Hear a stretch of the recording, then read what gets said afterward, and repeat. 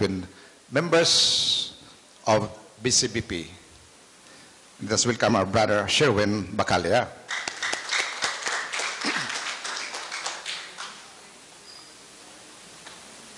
Thank you, bro. Let me prepare first.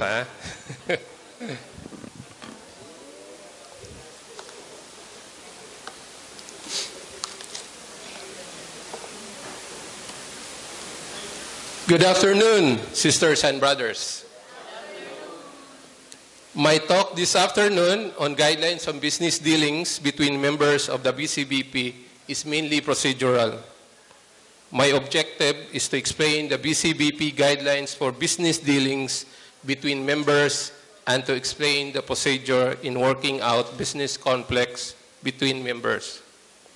In summary, I am here to give you guidelines on how we view our business dealings towards each other in general and how to avoid and resolve business conflicts among members. In my last 12 years as a member of the BCBP, this had been my guide in my business dealing with our brothers and sisters. At the age of 42, I have devoted 20 solid years of my life doing purely business with my wife as a partner. Yes, you heard it right. We ventured into full-time advertising when we were just 21 and 22 years old, respectively. 20 solid years of putting everything, complete trust, and surrender to the Lord for our daily needs. We spent more than half of those 20 years, 12 years to be exact, fully guided by the BCBP way of life. I have spent 12 fruitful years of service with the BCBP community. To give you an overview, my talk is mainly composed of two parts. We have first the general guidelines for business dealings between members, and the second part is the specific business relationship that we may bound to experience. Venturing into community life with BCBP, it is expected that we not only open ourselves for a deeper spiritual journey with our brothers and sisters in the community. It is inevitable that we can come across various business dealings with among our members, given the fact that we are a collective group of businessmen and professionals with varied interests. Am I right? There may be instances that our products and services may complement each other's needs and maybe be bound to contract each other's product and services. In anticipation of this eventuality, the BCBP community has readily laid down basic guidelines and foundations for its member as early as this BCLP proper guidance and to avoid conflicts between members as this thing may happen. You may stand up if you feel like snoring, feel like sleeping.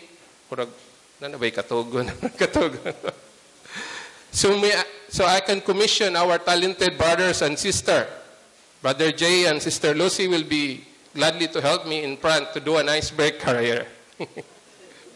With the topic assigned to me, I can most likely give you 100% assurance that you're going to fall asleep. Most especially if you have not ventured into real business dealings yet. Another 100% assurance is that if you spare time, bisag 20 minutes lang sa inyong time, you would surely be guided to be not in conflict with anyone in the brotherhood and to anyone in the community in general. You will be spared for a lifetime from getting into deep trouble. In short, this will guide you in being harmonious with all your business dealings. So under the general guidelines, we have the basic commitment, the righteousness, the proper stewardship, guidance in the brotherhood, the chapter heads or unit group leaders or action group leaders' neutrality and or independence, the openness to spouse on all dealings. We have the speech, the openness and full disclosure. And lastly, for general guidelines, we have the working out complex. Under the specific business relationships, we have A, the corporation, partnership, and or joint venture business relationships, supplier to professional, customer to client relationships, employer to employee relationships. We have the borrower-lender relationships. And last is the broker-client relationships. Going back to our general guideline, the first one is on the basic commitment. The commitment to love and serve one another takes precedence over the pursuit of profit or economic gain. Again, in our business dealings, our primary commitment is love and serve one another. Profit and economic gains is only secondary. This reaffirms our teaching earlier on the Christian on the marketplace. Do you still remember? There will be a separate topic on the Christian and his money, as this is an interrelated subject with our commitment motive in doing business. We should be committed to be ready to meet one another's needs with our personal help and resources, and to look upon one another's welfare as our own. As in Philippians chapter 2, verse 1 to 4, your life in Christ makes you strong, and His love comforts you. You have fellowship with the Spirit, and you have kindness and compassion for one another. I urge you then to make me completely happy by having the same thoughts, sharing the same love, and being one in soul and mind. Don't do anything from selfish ambition or from a cheap desire to boast, but be humble toward one another, always considering others better than yourselves, and look out for one another's interests, not just for your own. Again, brothers and sisters, our commitment to love and serve is the very foundation we do here in the BCBP.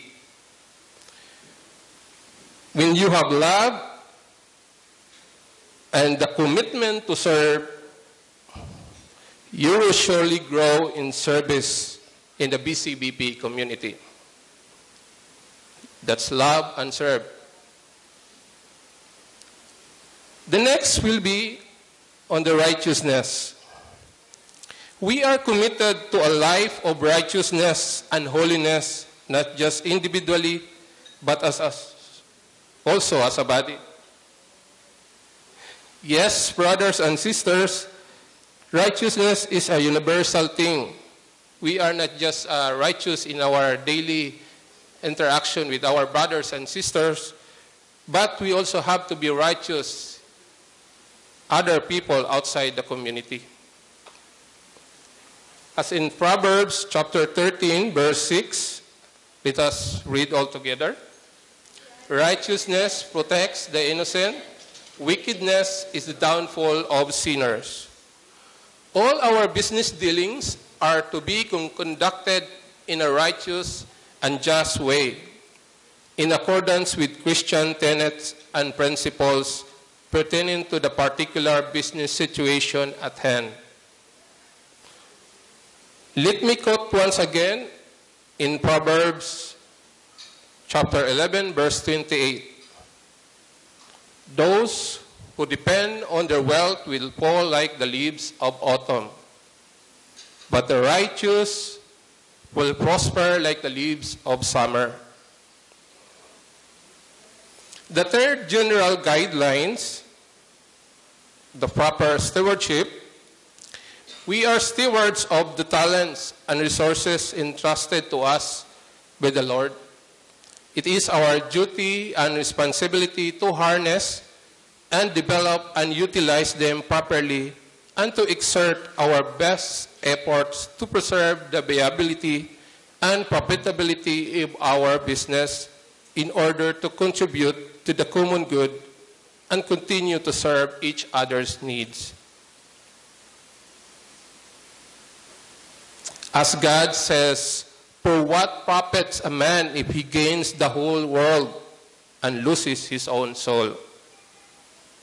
Brothers and sisters, as sons or daughters of Christ, the Lord entrusted to us with great talents and resources. We have the responsibility to develop it for the better good of us and other people, because we are just stewards of all the things around us. Do you agree?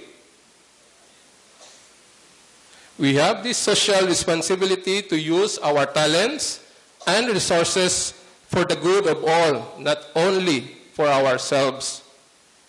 If you are in business like me, as an employer, we are duty-bound to look after the welfare of our employees with just compensation and commensurate benefits. It is also our prime responsibility to provide them with good working conditions. If you are an employee, as I have been 20 years ago, we are duty-bound to give back to our employer our best effort and service while staying with our present jobs. We should be honest with all our dealings at all times. As in Colossians chapter 3, verse 23, again, let's read all together. Whatever you do, work at it with all your heart, as though you were working for the Lord and not for the people. Thank you. Then we have the fourth, the guidance in the brotherhood. Now, brothers and sisters, as we experience community life, our relationship with one another will also solidify. Meaning, magka-close tayo pag-aba ng overly common did guys tanan, magkailan did kayo, parag-igsoon o kuha. In such a manner, we feel like real brothers and sisters, sometimes overly familiar with each other. We will be open to each other with our problems, experiences, etc., especially in our action group na magkakita permi. Now, in that moment, di man yun nato malikayan that our brothers and sisters makigdeal or makig-join partner with the business. Problems and differences arising from business relationships may lead to a breakdown of relationships if not properly guided. Such conflict not only affect the members' commitment to love and serve but one another, but also the unity and peace of the body. Business dealings with members should therefore be shared with his chapter head or unit leader for information and guidance. These leaders should handle the situation according to their level of competence. As in Hebrew chapter 13, verse 17, once again, we all together read, "Obey your leaders and follow their orders. They watch over your souls without resting, since they must give to God an account of their service if you obey them. They will do their work gladly. If not, they will do it with sadness, and that will be of no help to you." The fifth in the general guidelines, the chapter head's unit group leader or action group leader neutrality and or independence. As I mentioned a while ago, that as we enter into community life, it is expected that we will attain spiritual growth, and with this comes the responsibility of assisting varied service functions. Now, if you become a chapter head, hopefully, unit group leader or an action group leader, it is wise policy to the leader to generally inhibit themselves from entering into business with any of his members under their care. This is explicitly written at 1 Peter chapter 5, verse 1 to 3. Soon you'll have your commitment. You'll have your commitment and will become a full-fledged member. You will be assigned as one unit. Maybe your group right now will be your group, or you will be grouped with other. Usually your discussion group leader will become your action group leader, and your course leader will be your unit leader. It's wise policy for your action group leader and unit leader not to engage business to his flock under his care. It's wise that the leader will be neutral or independent, so that when misunderstanding or conflict arises, you can lead the group, because how can you take care of your flock if there is another vested interest? It is wise for a leader to take care of his flock with love and service, to guide them, to grow spiritually with them, like a good shepherd that guides and protects his flock. Now, if you already engage in any business or service with your leader, please proceed with caution or put into writing. And above all, let your action group leader or unit leader or the chapter head know your business or service you're into with our brothers or sisters. This would help in safeguarding and ensuring the leader's freedom in the objective input or direction affecting not only the personal life of their men, but also their business affairs. 6 on the guideline is the openness to spouse on all dealings. Excuse. Husbands are to be open to their wives, or wives are to be open to their husband in whatever business deals they may be involved. Kita ba mga lalaki, we have this gentleman perception. We are very secretive when it comes with business dealings and very authoritative. Maingon day ta, ako medyo lalaki, ka medyo masunod. We're the head of the family. Why, brothers and sisters, do we have to tell? Because as husband and wife, we are one in the eyes of the Lord. Remember your vows in marriage.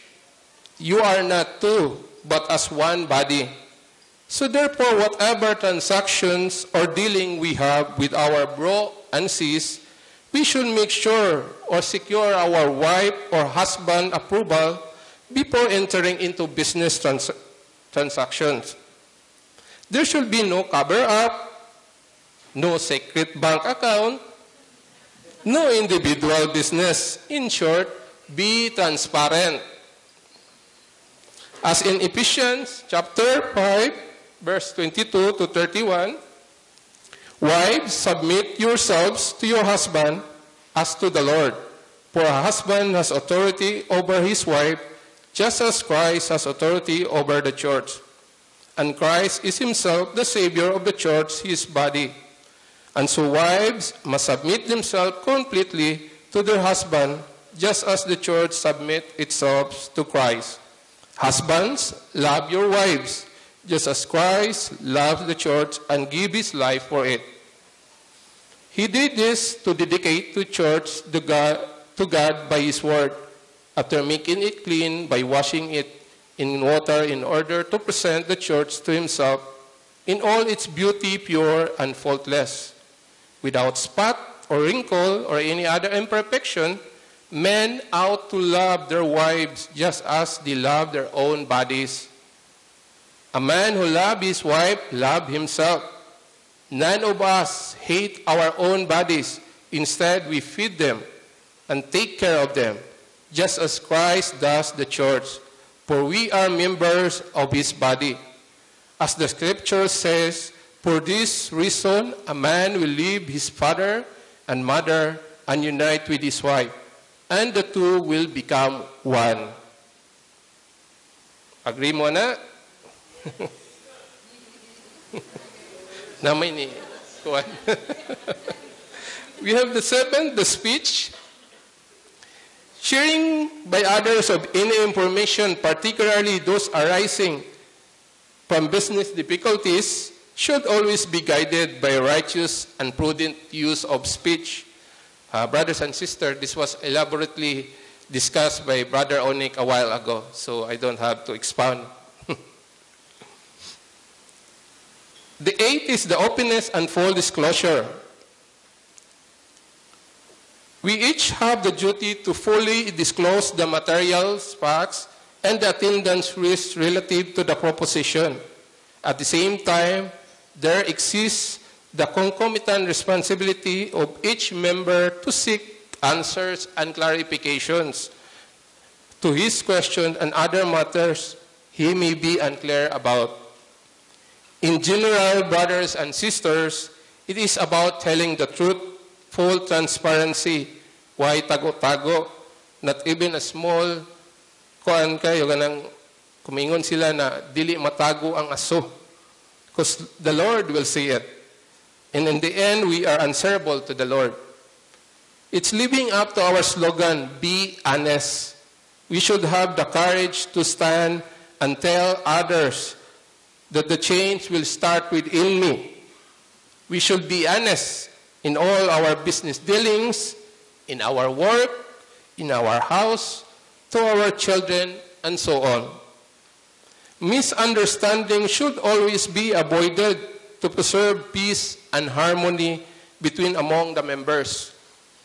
Full disclosure must be made regarding all facts and circumstances surrounding or in connection with the business transaction, which might give rise to the possible conflict of interest situation or may cause any undue influence or may impair the objectivity or impartiality of one's judgment or decision on any business matter. There may be a danger for a member to take each other for granted. There is the possibility of a member abusing his relationships with another member. Therefore, as much as possible, reduce all agreements and other important matters to writing as a record of the agreements and mutual expectations of the members concerned. The spirit of agreement, written or verbal, is to be honored at all times. Honor your words. As in Matthew chapter 5, verse 33, you have also heard that people were told in the past, do not break your promise, but do what you have vowed to the Lord to do. Next important thing is the working out conflicts.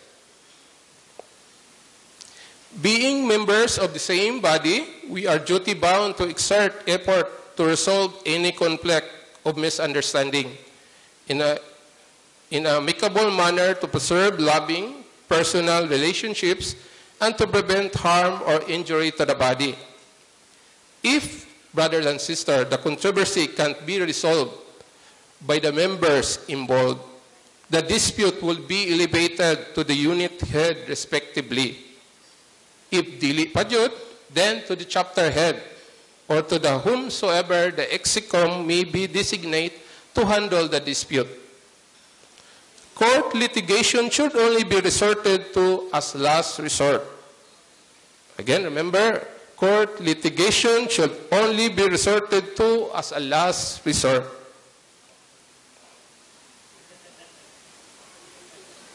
Okay na mo? Rekatugan. We got now to the specific business relationship, the part 2 of our talk. Corporation, partnership, joint venture, etc. All possible conflicts of interest situations are to be avoided, and the member concerned has the duty to make a full disclosure of all the facts and circumstances involved in the business proposition. Again, brother and sister, we must be open to all the transactions we have. There should be full transparency. Decisions are to be made by consensus of the majority and need not always be unanimous. But if a member has serious objections and thereby adversely affects the peace in the body, the alternative will be to buy out the dissenting member or inhibit himself from all deliberations. On the matter, he can only proceed with the express consent of the other member in order to preserve the loving personal relationships. Having exhausted all efforts yet unable to resolve the issue, the party may resort to Section 1I-1 a while ago of these guidelines. Again, brothers and sisters, as we grow in our community life, we cannot take out the possibilities of members engaging themselves in business corporations, partnerships, joint ventures with our brothers and sisters. If such scenario happened to you, you must put all the facts into writing, to put everything in order, and to know your limitations as well. You must also tell your superiors, your unit leader, chapter head, or action group leader, so that if conflicts arises, everything is smooth, our relationship with our fellow members, and the wholeness of the body of the community will not be also affected. Another setup is the supplier, professional, customer, client. Profit not being the only consideration, and recalling our commitment to meet and serve the needs of our buyer or our client. A supplier of products or services also has the obligation to look after the welfare of his buyer and or client. However, the pricing of products and services must be in the light of teachings on a proper stewardships in which no member is required or expected to suffer a business loss or to impair the assets of his business enterprise or prejudice the interests of his other partners or investors. Nevertheless, the obligation to be generous to one another remains, but need not be limited to business transactions. Assisting a member from one's own personal resources may be called for. As in Matthew chapter 22, verse 39, the second most important is like it, love your neighbor as you love yourself. It is incumbent also upon the client or customer to clarify himself about the product or service so as not to have false, erroneous expectations. Once agreements are entered into and commitments are made, each member must faithfully comply and be steadfast to his words. Another scenario would be employer to employee. The member-employer can expect a member-employee the same level of performance as he will demand on a non-member in terms of diligence, faithfulness, loyalty, honesty, and so on in the work environment. On the other hand, the employer must deal with all its employees with righteously and fairly, relating to them not as units of works, but as a human being deserving love, respect. In the spirit of 1 Timothy chapter 6, verse 2, the member employee must strive to serve with greater zeal and efficiency as one serving a brother. This relationship should always reflect and witness to God's love, power, truth, justice, and righteousness. It should be characterized by spirit of openness. Another possible scenario is the borrower-lender. While we are encouraged to help one another with our resources, we are also encouraged to see the growth of our fellow members in all areas of life: growth, maturity, responsibility, and good order. We should therefore see to it that all borrowing and lending be done with the knowledge of the unit leader, or when required by special circumstance, the approval of the chapter head. Such will ensure that the borrower's needs and requirements are met or serve as an opportunity for the borrower to grow in the area of putting order into his finances. Openness serves to protect and preserve good personal relationships. Generally, it is prudent for our leaders to inhibit themselves from borrowing from their members. However, if circumstances dictate that one should borrow, he should do so with only the guidance and approval of the council, which is the governance. It is advisable to put the loan agreement, including the terms of payment, in a formal binding contract. Punctual payment of the debt should be a primary concern of the borrower. As in Romans chapter 13, verse 8, be under obligation to no one. The only obligation you have is to love one another. Whoever does this has obeyed the law. Another situation is the broker-client relationship. A broker is committed to look after the welfare of his fellow member or client and should therefore fully disclose all known available facts, circumstance, risks, and so on. Unless otherwise specified, the broker should make it clear, and the party should realize that he does not warrant anything. Parties to the transaction must remain good stewards.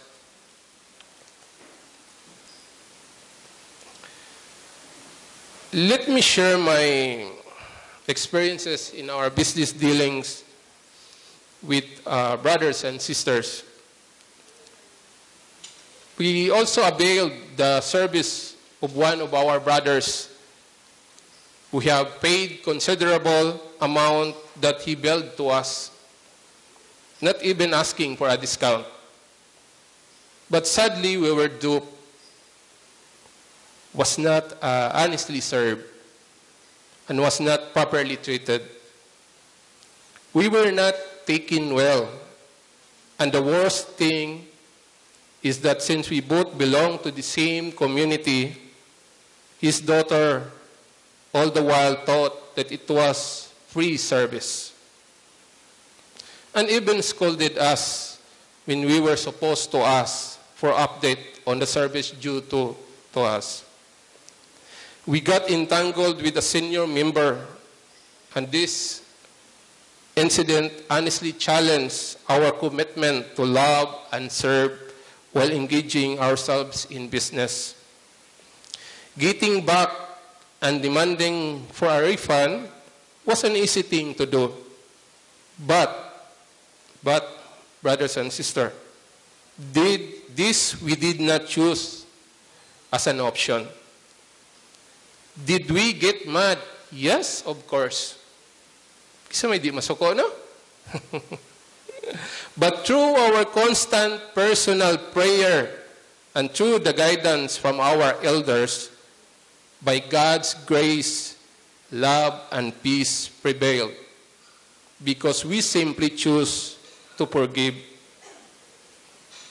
While we incurred great financial loss, causing us grief and truly hurting us due to the irreparable damage on the issue of trust, in the end, we decided to remain and continue to serve in the same community. Until now, I am still here. and opted to forgive that brother. We persevere in practicing our commitment to love and serve no matter what. In closing, brothers and sisters, let me go back to our basic commitment to love and serve one another in our business dealings. If we only adhere and put into practice our commitment to love and serve, and with the given guidelines we have on how to conduct our business dealings, then brothers and sisters, I can most likely assure you that you won't be able to find yourself tangled with trouble. Brothers and sisters, thank you and good afternoon.